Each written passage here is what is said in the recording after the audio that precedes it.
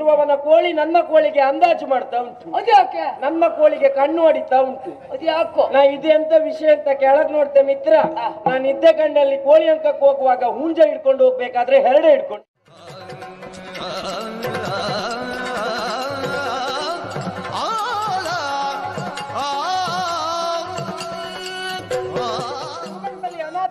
ನನ್ನನ್ನು ನಿನ್ನ ಅರಮನೆಗೆ ಕರೆದುಕೊಂಡು ಬಂದು ಆಶ್ರಯವನ್ನು ಇತ್ತವ ನೀನು. ಖಂಡಿತವಾಗಿ. ಆದ್ರೆ ಇವತ್ತಿನ ದಿವಸ ಒಂದು ವಿಶೇಷ ಆಯ್ತಲ್ಲ ಮಿತ್ರ. ಎಲ್ಲಿಯೋ? ಇವತ್ತು ನಾನು ಹುಲಿ ಮುಟ್ಟಿದ್ದು.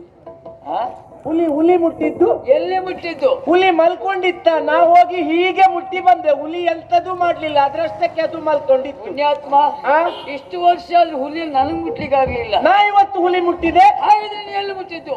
ಮಗ್ಗಿ ಪುಸ್ತಕದಲ್ಲಿ.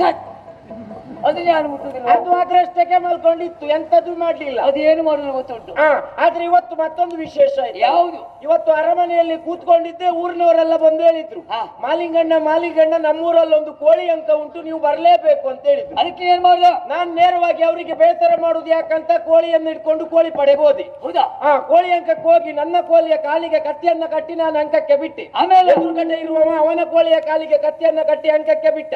ನಾ ಎಣ್ಕೊಂಡದ್ದು ಪುಣ್ಯಾತ್ಮ, ನನ್ನ ಕೋಳಿಯು ಅವನ ಕೋಳಿಯು ಪರಸ್ಪರ ಗಲಾಟೆ ಮಾಡ್ತದಂತ. ಗಲಾಟೆ ಮಾಡ್ಕೊಳ್ಳಿಲ್ವಾ? ಅಲ್ಲಾದದ್ದೇ ಬೇರೆ. ಯಾವುದು? ಎದುರುಗಡೆ ಇರುವವನ ಕೋಳಿ ನನ್ನ ಕೋಳಿಗೆ ಅಂದಾಜು ಮಾಡ್ತಾ ಉಂಟು. ಅದ್ಯಾಕೆ? ನನ್ನ ಕೋಳಿಗೆ ಕಣ್ಣು ಹೊಡಿತಾ ಉಂಟು. ಅದ್ಯಾಕೋ? ನಾ ಇದೆಂತ ವಿಷಯ ಅಂತ ಕೆಳಗ್ ನೋಡ್ತೆ ಮಿತ್ರ.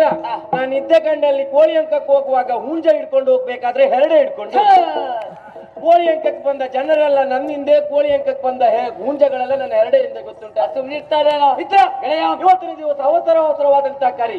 ನಿನ್ನನ್ನು ನೋಡುವಾಗ ಶೃಂಗಾರ ವಿಭೂಷಿತನಾಗಿ ಕಂಗೊಳಿಸ್ತಾ ಇದ್ದೀಯ. ಖಂಡಿತವಾಗಿ ಹೌದು.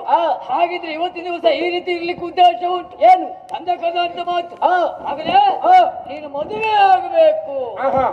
ಮದುವೆ ಆಗ್ಬೇಕಂತಿದೆ. ಆಗುವಂತ ಹೆಣ್ಣಾದ್ರೆ ಯಾರು? ಸುಳ್ಳಲ್ಲ, ಹೆಣ್ಣು ಯಾರು? ನಮ್ಮ ಆತ್ಮೀಯ ಗೆಳತಿ ತ್ರಿವೇಣಿ. ಆಕೆಯನ್ನು ನಾನು ಮದುವೆ ಆಗ್ಬೇಕು. ಈ ವಿಚಾರವನ್ನು ನೇರವಾಗಿ ಆಕೆಯಲ್ಲಿ ಹೋಗಿ ಕೇಳು. ಮದುವೆ ಆಗ್ಲಿಕ್ಕೆ ಒಪ್ಪಿದ್ರೆ ಆಯ್ತು. ಒಂದೊಮ್ಮೆ ಒಪ್ಪದೇ ಇದ್ರೆ ಆಗಲೇ ಬಲಾತ್ಕಾರ ಮಾಡು. ಸ್ವಲ್ಪ ತಡಿ ಮಿತ್ರ. ಈಗ ನಿಂಗೆ ಬಲಾತ್ಕಾರ ಮಾಡುವಂತ ಹೇಳಿಕೊಟ್ಟಂತಹ ಪುಣ್ಯಾತ್ಮ ಯಾರು? ನನ್ನ ಅಪ್ಪಯ್ಯ. ಅಲ್ಲಮ್ಮ, ರಾಜನ ಎಷ್ಟು ಒಳ್ಳೆಯವರಂತ ಕೇಳ್ತೇನೆ. ಅಪ್ಪಾದವನೇ ಮಗನನ್ನ ಕರೆದು ಹೋಗಿ ಬಲಾತ್ಕಾರ ಮಾಡುವಂತ ಹೇಳುವುದಾದ್ರೆ ಅಪ್ಪ ಯಾವ ನೈತಿಕ ನೆಲೆಯ ಅಡಿಯಲ್ಲಿ ಅವ ಒಳ್ಳೆಯವಂತ ಕೇಳ್ತೇನೆ. ಅಂದ್ರೆ ಅಂತ ಒಳ್ಳೆ ಅಪ್ಪಯ್ಯ ನಂಗೂ ಇರಬಾರ್ದಿತ್ತೆ. ನೀನು ಮಾಡ್ತಿದ್ದೆ. ನಂದು ಈ ವರ್ಷ ಒಂದು 100-150 ಬಲಾತ್ಕಾರ ಹೆದರಬೇಡ ಮಿತ್ರ. ನೀ ಯಾವ ಕಾರ್ಯಕ್ಕೂ ಹೋದ್ರೂ ಕೂಡ ನಿನ್ನ ಬೆಂಗಾವಲಿಗಾಗಿ ಈ ಮಾಲಿಂಗ ಇದ್ದಾನೆ. ನಿನ್ನ ದೇಹದಿಂದ ಒಂದು ಹನಿ ಬೆವರು ಭೂಮಿಗೆ ಬಿತ್ತಂತಾದಲ್ಲಿ ಅಲ್ಲಿ ನನ್ನ ರಕ್ತವನ್ನೇ ಸುರಿಸ್ತೇನೆ.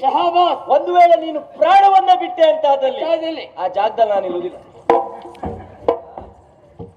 ಮಗನೇ, ನನ್ನ ಪ್ರಾಣ ಹೋದ್ರೆ ನೀನು ಆ ಜಾಗ ಖಾಲಿ ಮಾಡ್ತೀಯ. ಹಾಗಲ್ಲ, ನಿನ್ನೊಟ್ಟಿಗೆ ನಾನು ಬರ್ತೇನೆ ಅಂತ ಹೇಳಿದ್ದು. ಹೌದಾ? ಅಷ್ಟೇ ಅಲ್ಲ ಮಿತ್ರ, ನಾ ಸತ್ರ ನೀ ತೆಗಿಬೇಕು, ನೀ ಸತ್ರ ನಾಯಿ ತೆಗಿಬೇಕು. ಯಾವ್ದು? ನಾ ಸತ್ರ ನೀ ತೆಗಿಬೇಕು, ನೀ ಸತ್ರ ನಾಯಿ ತೆಗಿಬೇಕು. ಹಾಗಲ್ಲ, ನಾ ಸತ್ರೆ ನೀ ತೆಗಿಬೇಕು, ನೀ ಸತ್ರ ನಾಯಿ ತೆಗಿಬೇಕು. ಎಳೆಯ, ನಿನ್ನ ಮಾತನ್ನು ಕೇಳುವಾಗ ಯಾರಿಗಾದ್ರು ಸಂತೋಷ ಆಗ್ಲೇಬೇಕು. ಅಂದ್ರೆ ಬೇಸರ ಆದಾಗ ನೀನು ಆವಾಗ ಈಗ ಆಗ್ಬೋದು ಉಂಟು. ಹೌದು ಮಿತ್ರ. ಹಾಗಂತ ತ್ರಿವೇಣಿಯನ್ನು ಪಡಿಬೇಕು. ಪಡಿಬೇಕಂತಿದ್ರೆ ಇಲ್ಲೇ ನಿಂತು ಕಾಲಹಾರಣ ಮಾಡುದ. ಹೌದು ಮಿತ್ರ. ತ್ರಿವೇಣಿ ಎಲ್ಲಿ ಇದ್ದಾಳಂತ ಹುಡುಕ್ತಾ ಹೋಗುವ.